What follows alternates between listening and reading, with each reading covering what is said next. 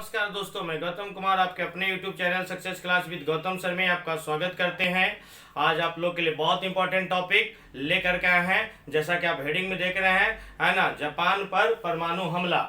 ठीक है, जापान पर परमाणु हमला, इस पे देखिए पूरे फैक्ट को देखने का काम करेंगे। चूंकि आज 9 अगस्त है, 9 अगस्त को देखिए हिरोशिमा नागासाकी पे 3 दिन पहले देखिए हिरोशिमा, और आज 9 तारीख है तो नागासाकी का 75वीं वर्षगांठ मनाया गया। तो ये करेंट के हिसाब से भी आपका देखिए कैमा वर्षगांठ तो 75वीं वर्षगांठ, और आपका देखिए जीके के अनुसार भी अगर देखेंगे तो ये हम लोग देखेंगे कि कब कब कहाँ कहाँ गिराया गया। ठीक है, तो इसमें हम लोग चलिए देखते हैं।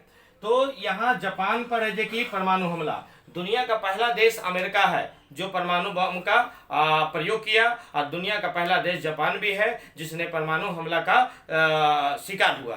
ठीक है, तो यहाँ पे अब देखिएगा, हिरोशिमा पर जो बम गिराया गया था 6 अगस्त 1945 को, और नागासाकी पर जो बम गिराया गया था 9 अगस्त 1945 को। ठीक है, हिरोशिमा पे जो बम गिराया गया था उस बम का नाम था लिटिल बॉय, और नागासाकी पे जो बम गिराया गया था उस बम का ये आपका नाम है फैटमैन। ठीक है, अब यहाँ पे देखना है इस समय अमेरिका के राष्ट्रपति कौन थे, ट्रूमैन थे, है ना। बम गिराने के लिए कितने शहर को चुना गया था, 4 शहर का, हिरोशिमा, क्योटो, कुकुरा और निगाता। आप देख रहे हैं कि इसमें नागासाकी का नाम कहीं नहीं है, लेकिन फिर भी नागासाकी पर गिराया गया। अब क्यों गिराया गया था वो बताएंगे आगे कहानी में। बम वर्षक जहाज कितने थे, 3 बम वर्षक जहाज थे। अब 3 क्यों लिया गया था वो बताएंगे। जापान का राजा इस समय कौन था, हिरोहितो था। और बम का आविष्कार कब हुआ, 16 जुलाई 1945 को। और बम का आविष्कार करने के लिए वो एक प्रोजेक्ट चलाया गया था जिसका नाम है मैनहट्टन प्रोजेक्ट। ठीक है, और बम का परीक्षण हुआ था ट्रिनिटी में। जैसे भारत में जो बम का परीक्षण हुआ पोखरण में, वैसे ही अमेरिका का एक शहर है ट्रिनिटी। ठीक है, तो चलिए इसकी कहानी की शुरुआत करते हैं। जैसा कि आप जानते हैं कि द्वितीय विश्व युद्ध की शुरुआत 1 सितंबर 1939 ईस्वी को जर्मनी के द्वारा पोलैंड पर हमला करने के कारण हुआ। ठीक है, अब यह युद्ध 1 सितंबर 1939 से लेकर के 2 सितंबर 1945 तक चला, यानी आपका जो कि 6 साल 1 दिन चला। ठीक है, यह युद्ध है जो कि इस युद्ध में विश्व के लगभग सभी देशों ने जो कि भाग लिया और प्रभावित सभी देशों ने हुआ। ठीक है, फिर यहाँ पे हम लोग देखेंगे कि 1939 से लेकर 1941 तक के युद्ध होता नहीं है, वो नकली युद्ध फोनी वार के नाम से जाना जाता है। ठीक है, अब ऐसे धीरे धीरे 1941 से युद्ध शुरू होगा, और इसमें 2 गुट होते हैं। एक गुट का नाम है धुरी राष्ट्र, दूसरे गुट का नाम है मित्र राष्ट्र, है ना। मित्र राष्ट्र और धुरी राष्ट्र। मित्र राष्ट्र में थे अमेरिका, रूस, इंग्लैंड, फ्रांस। ठीक है, शक्तिशाली देश। और ये आपका धुरी राष्ट्र में थे ऑस्ट्रिया, हंगरी, जापान। ठीक है, ये सारे थे। ठीक है, अब ये सारे दोनों गुट थे। अब दोनों गुट जैसे ही इस गुट का जर्मनी ने उस गुट पे हमला किया, अब ये देखिए पूरा विश्व एक दूसरे के सपोर्ट में आ गया। अब ये विश्व युद्ध की शुरुआत हो जाती है। ठीक है, अब यहाँ पे कहा जाता है कि इस परमाणु बम के लिए जिम्मेवार कौन है, अमेरिका है, जापान है या और कोई है। तो अगर पूरे युद्ध का परीक्षण करेंगे तो पाएंगे आप कि इस युद्ध के लिए उत्तरदायी है वो जर्मनी, है ना। जर्मनी का जो हिटलर है वो रावण भी से भी ज्यादा क्रूर था, है ना। उसने लाखों यहूदियों को जान से मारने के लिए तरह तरह से प्रयोग किया, लाखों को एक बार में मार देता था। ठीक है, तो आप देखेंगे कि जब जर्मनी पराजित होगा, और पराजित भी होगा तो अपनी भूल की वजह से, अपनी ओवर कॉन्फिडेंस की वजह से। जर्मनी इतना शक्तिशाली था, है ना, कि उसने जो फ्रांस पे कब्जा कर लिया, उसने इंग्लैंड पे कब्जा कर लिया। अब इन सभी पर कब्जा करने के बाद अब उसने रसिया पर भी आक्रमण कर दिया था। और रसिया का जो राजधानी है मॉस्को, वहां भी पहुंच गया था। मॉस्को से लगभग है जो 200-300 किलोमीटर की दूरी पे था। अब उस पर भी कब्जा करने ही वाला था। वहां का जो राष्ट्रपति था उस समय वो था स्टालिन। स्टालिन ने हार की घोषणा कर दिया, अपने नागरिकों से कह दिया कि हम लोग अब हार गए हैं, जिससे जो बनता है लेकर के भागो, अपनी भेड़ बकरियां संपत्ति जो हो सकता है लेकर के भागो, सबको नष्ट कर दो, जो नहीं ले जा सकते हो सबको नष्ट कर दो। ये चीजें जो कि वहां के राजा स्टालिन ने, वहां का जो प्रधानमंत्री थे स्टालिन ने जो कि वो करने का काम किया। ठीक है, लेकिन जब ये गया वहां हिटलर, तो स्टालिन बीच में मान लीजिए जैसे है कि ये शहर में एंट्री किया। ठीक है। अब ये शहर में एंट्री किया तो बीच में आपका है देखिए मॉस्को है, और आपका है देखिए इससे ऊपर में आपका है देखिए आपका जो यहाँ के दाएं साइड में आपका स्टालिनग्राड और लेनिनग्राड दो शहर था। तो जब गया तो रसिया हार गया था लगभग। लेकिन यहाँ पे क्या हुआ, हिटलर कहा कि पहले हम लेनिनग्राड और स्टालिनग्राड पे कब्जा करेंगे, है ना। उसका दो शहर था स्टालिनग्राड और लेनिनग्राड, इस पे कब्जा करेंगे। जबकि हिटलर का सेनापति ने कहा कि सर आप है जे कि मॉस्को पे कब्जा कीजिएगा, पूरा रसिया आपका हो जाएगा, है ना। क्या आप स्टालिनग्राड और लेनिनग्राड और स्टालिनग्राड सिर्फ इसके दो शहर हैं, है ना। आप मॉस्को पे कब्जा कीजिए, मॉस्को पे कब्जा करने के बाद पूरा रसिया अपने कब्जे में आ जाएगा। लेकिन हिटलर एक तानाशाह था, है ना। उसको समझाना दुनिया का सबसे टफ काम था, है ना। उसने बात माना नहीं, है ना। इसलिए कहा जाता है समय पे सही सलाह ना मानना, है ना, वो खतरनाक साबित हो सकता है। और यही हिटलर के साथ हुआ। हिटलर है कि अपने सेनापति का बात नहीं माना और उसने स्टालिनग्राड और लेनिनग्राड पे कब्जा करने के लिए गया।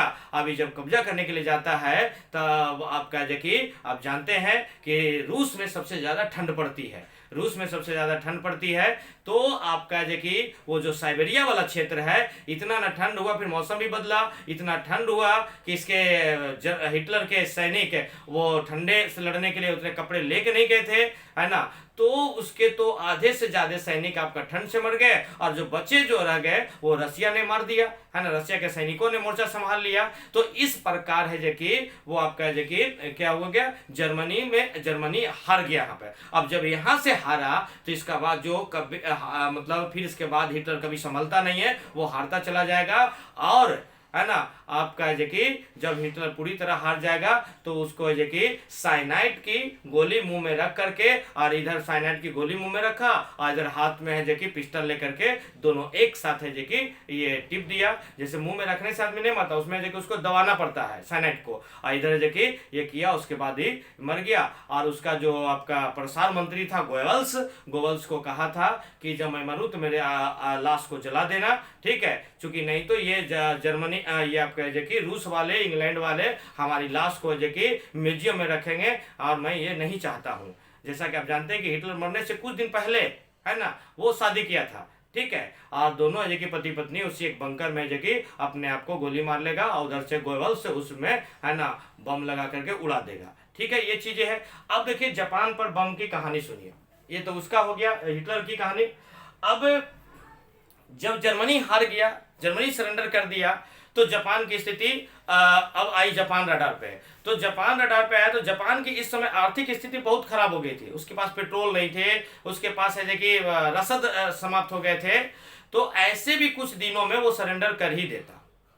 लेकिन अमेरिका के राष्ट्रपति ट्रूमैन की एक जिद ने जापान को बर्बाद कर दिया। इसी समय आप जान रहे हैं कि कुछ दिन पहले ही, अभी आपका एक महीना पहले 16 अगस्त, एक महीना से भी कम पड़ रहा, 16 जुलाई 1945 को अमेरिका ने परमाणु बम का परीक्षण किया, और अमेरिका के वैज्ञानिकों ने इस बात की जानकारी ट्रूमैन को दिया। और ट्रूमैन इसको जांच करने के लिए काफी उत्सुक था कि इसको कैसा इसका प्रयोग होता है, कैसा इसका विध्वंसक होता है, कैसा इसका विनाश होता है, इसको देखा जाए। अब इसी को प्रयोग करने के लिए इसने परमाणु का मतलब प्रयोग किया, है ना, देखने के लिए। हालांकि चाहता तो है उसको आर्थिक क्षति पहुंचा करके, मतलब आर्थिक नाकेबंदी कर करके हमें जापान को सरेंडर भी करवा सकता था। लेकिन ये ट्रूमैन की एक जिद ने जापान को बर्बाद करेगा। अब बात आ गया कि अब हमला किया जाएगा। तो हमला करने के लिए 4 शहर चुने गए, हिरोशिमा, क्योटो, कुकुरा, निगाता। ये चारों शहर जो है जापान के आर्मी बेस है ना, आर्मी बेस पे बम गिराया जाएगा और ये बर्बाद होगा, ठीक है। तो हिरोशिमा, क्वेटा को जब चुना गया तो क्वेटा का नाम इसलिए कट गया कि अमेरिका के वार सेक्रेटरी थे जो अपनी हनीमून मनाने कभी क्वेटा गए थे। तो क्वेटा एक खूबसूरत शहर था। इस खूबसूरत शहर के साथ उस वार सेक्रेटरी की खूबसूरत यादें जुड़ी हुई थी। इसलिए, है ना, वो एयरफोर्स के जवानों से कहा यार इसका नाम काट दो, है ना, इसके जगह पे तुम दूसरा शहर चुन लो, ठीक है। तो अब बात आ गया कुकुरा और निगाता, ठीक है। तो ये कुकुरा निगाता, कुकुरा को भी बाद में है काट दिया गया, ठीक है। अब बात आता है निगाता का। निगाता पे बम गिराना था, तो बम गिराने के लिए, बम को गिराने के लिए 3 बार जहाज उड़ते हैं अमेरिका से, है ना। 6 अगस्त 1945 को 3 जहाज, एक जहाज पे बम, दूसरे जहाज पे उसकी सुरक्षा के लिए लोग, और तीसरे जहाज पे देखिए वीडियोग्राफी, वीडियो का फोटोग्राफी कैमरा वैमरा लेकर के लोग बैठे थे। 3 जहाज पे कुल 12 लोग थे, ठीक है। अब ये देखिए गया, और पहला बम हिरोशिमा पर जो गिराया, जैसे बम गिरने के बाद हिरोशिमा में तबाही का आलम मच गया।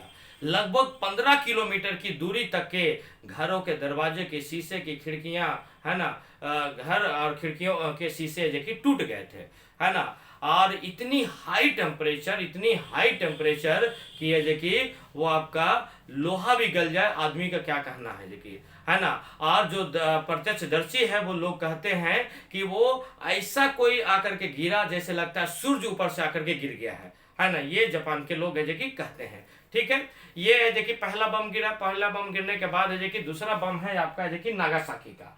नागासाकी 3 दिन बाद है देखिए दूसरे शहर नागासाकी पर बम गिराया गया। अब जब नागासाकी पर बम गिराया जाएगा तो आप देखेंगे कि यहाँ का जो इलाका है ये पहाड़ी इलाका है। अब नागासाकी पर क्यों बम गिराया गया? पहले गिराना था कुकुरा पे, है ना। कुकुरा है देखिए आर्मी बेस ये आर्मी बेस है, ठीक है। लेकिन इस पे है देखिए क्या होगा, ये नहीं गिरा पाएगा क्योंकि उस समय मौसम अचानक खराब हो गया, आसमान में बादल छा गए, है ना। अब वो देखिए कुछ दिख नहीं रहा था, ठीक है। अब इसके अमेरिका के जो जहाज थे उसके पास ईंधन भी खत्म हो रहे थे, ठीक है। अब वो उतना ज्यादा देर तक घूम भी नहीं सकता है ना। तो उसने देखिए ये मतलब अपने अमेरिका में जो वार सेक्रेटरी थे उनको फोन करके पूछा कि सर क्या करें, हमारे पास ईंधन भी नहीं है, अब वहां तक हम पहुंच नहीं सकते हैं, है ना। या तो कहिए कि नागासाकी के लोगों की अच्छी किस्मत थी, ठीक है। तो बोला रास्ते में जो शहर पड़ता उस पर गिरा दो, है ना। वही लौटते समय, सॉरी यहाँ कुकुरा के लोगों की किस्मत, निगाता के लोगों की किस्मत अच्छी थी, है ना। तो वो आपका जी कि लौटते समय वो आपका पड़ा नागासाकी, और नागासाकी पर बम गिरा दिया गया। अब नागासाकी पर बम गिराया गया तो यहाँ क्षति हिरोशिमा की अपेक्षा कम हुआ। कम होने के पीछे रीजन है कि ये आपका पहाड़ के बीच में बसा हुआ है, पहाड़ के बीच में बसा हुआ है, ठीक है। पहला ये तो बम गिराया गया तो इसकी क्षति को जो कि पहाड़ को जो कि पहाड़ ने रोक लिया, ठीक है। फिर उसके बाद है कि ये बम जो है ना काफी नजदीक आकर के फटा था, जिसकी वजह से आपका जो कि कम क्षति हुआ था, ठीक है। अब यहाँ पे जो कि कहा जाता है नागासाकी वाला में जब ये गिरा तो एक है जो कि आपका अस्पताल के आसपास में गिरा था, उसमें सारे डॉक्टर मारे गए थे। अब जो लोग है जो कि घायल हुए थे सबको अस्पताल ले जाया गया, तो इलाज करे तो कोई डॉक्टर तो है नहीं, तो फिर है कि दूसरे शहरों से डॉक्टर मंगाया गया, डॉक्टरों ने इलाज किया, है ना। अब डॉक्टर को भी समझ में नहीं आ रहा था कि कौन से बम है, कैसे चीजें हैं, ठीक है। कहा जाता है कि एक पत्रकार ने सबसे पहले इस बम का आंखों देखा हाल देखा, और देख करके अपने कि ऑफिस से यानी अपने सीनियर अपने मालिक को बताया कि सर एक ऐसा बम गिरा है जिससे है कि 1 मिनट में 1,70,000 लोग मर गए। अब उसको इतना ना डांटा है कि उसका है कि मालिक बोला कि ऐसा दुनिया में कोई बम ही नहीं बना है जो 1 मिनट में, है ना, वो आपका है कि 1,70,000 लोगों को मार दे, ठीक है। बोला नहीं सर मैं अपनी आंखों से देख के बता रहा हूँ। बोला रुको मैं जापान के आर्मी बेस में काम फोन करता हूँ, वहाँ भी फोन किया तो उसमें उसको भी पता नहीं था, ठीक है। लेकिन बाद में धीरे धीरे मीडिया में जो कि ये चलने लगी तो वो उसको पता चला कि ये बात सही है और एक नया बम बना है, और वो बम है वो आपका जो कि परमाणु बम, ठीक है। अब जब ये बम गिरा, बम गिरने के बाद इसकी क्षति आज तक है जो कि देखने को मिलती है ना। इतने लोग है जो कि उसके रेडिएशन के प्रभाव में आए कि आज तक वहाँ के बच्चे अपंग पैदा होते हैं, ठीक है। अब इसके बाद है कि जापान और अमेरिका के बीच में एक संधि होता है ना। संधि होने के बाद है कि अमेरिका अपनी गलती को एहसास करके माफ़ी मांगता है। फिर उसके बाद है कि जापान को सुरक्षा देने की गारंटी करता है कि आपको अम्ब्रेला, परमाणु अम्ब्रेला की हम सुरक्षा देंगे।